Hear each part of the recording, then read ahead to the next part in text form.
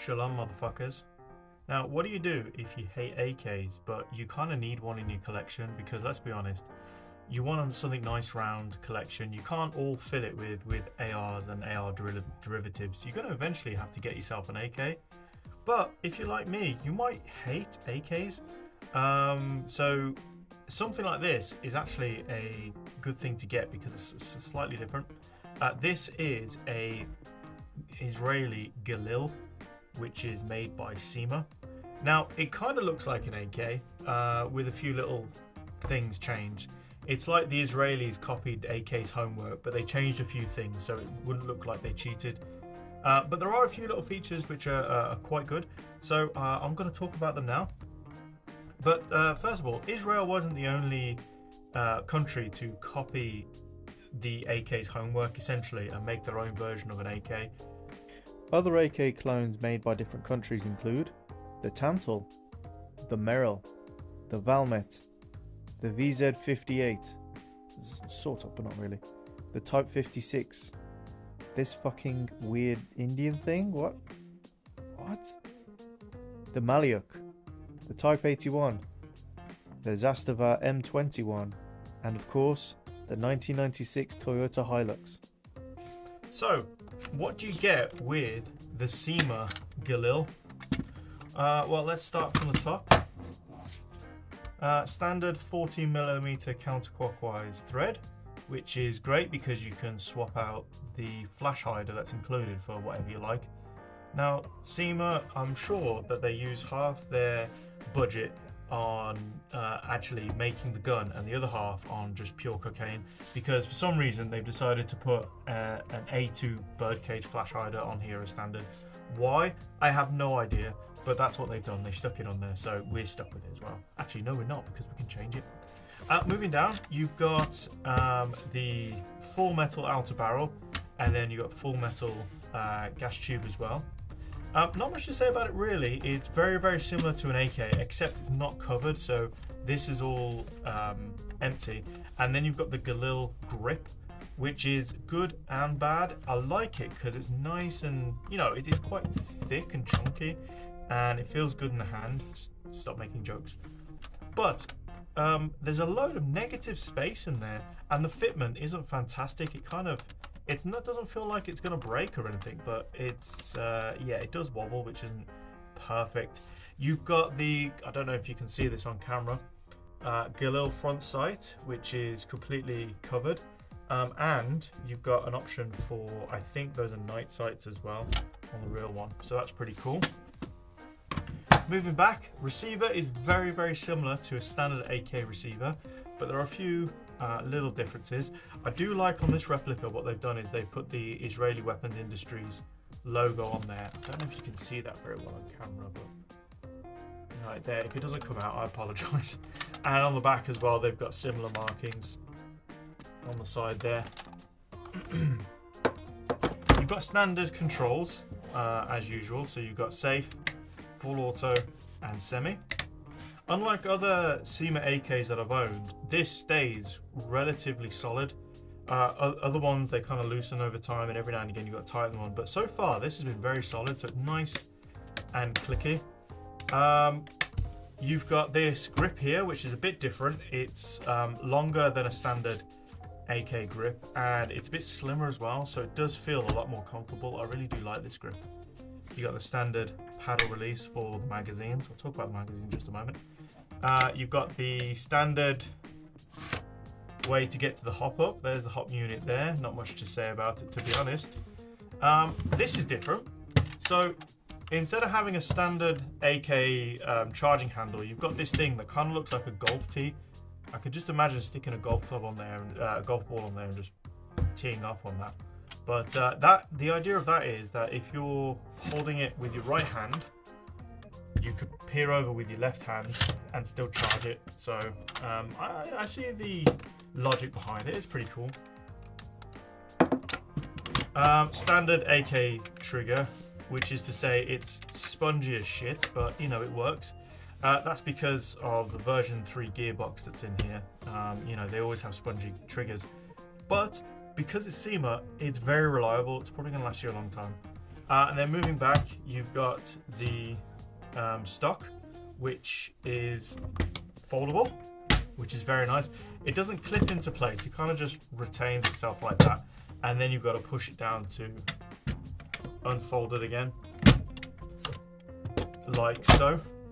Top rail is slightly different from your standard AK. It detaches and reattaches in the normal way, that is to say with the push button on the back. But this one has the Israeli Galil rear sight that's attached onto the top cover, which is good. It's bad. It's good because it's nice to have the sights further apart, and it does give it a distinctive look. And of course you've got the night sights there, which is really nice. I don't know if this is showing up on camera, I apologize if it's not. I'll do my best to rectify that in the edit. But it's also bad because this top cover is very wobbly. I don't know if you've noticed as I'm handling this gun, you're getting all sorts of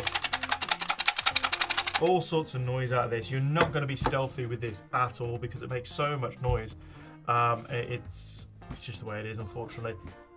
Now, another weird thing about this gun, and more evidence that people at Cyma are all on drugs, is that there's absolutely no rail system anywhere on this gun. Like, there's nothing at the front and there's nothing on the receiver, which is normal for an AK. But at least with most AKs, you've got the option for a mount, but there's not even any option for any mounting devices on this gun at all. Your only option, if you want to look tactical and you want to look all sexy with your Gucci accessories, is, I don't know, tape. You know, so you could tape a bunch of shit to it if you really want, but I think that defeats the purpose of trying to look cool. I don't know about you. So externally, it's very, very similar to an AK. Few differences on this side. You've got sling points there, and then on the front as well, you've got a sling point.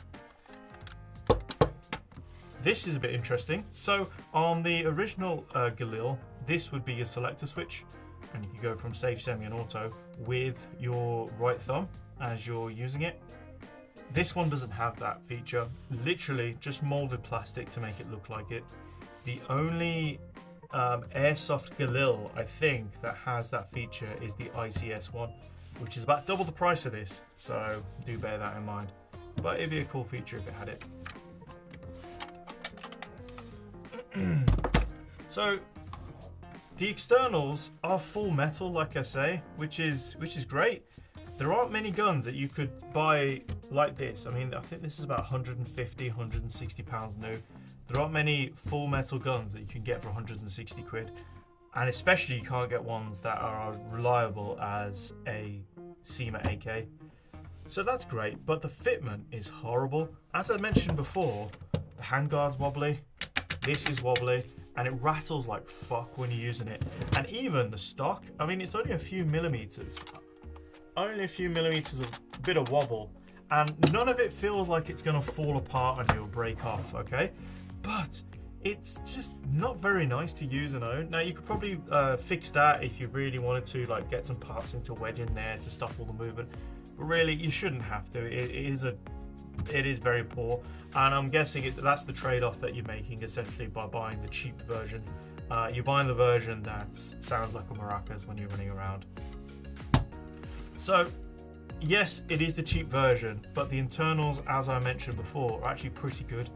So you get a standard torque motor in there with version 3 gearbox, super solid. If you never touched this gearbox, if you never fucked around with it, it would last you a very, very long time, providing that you're using the proper batteries for it.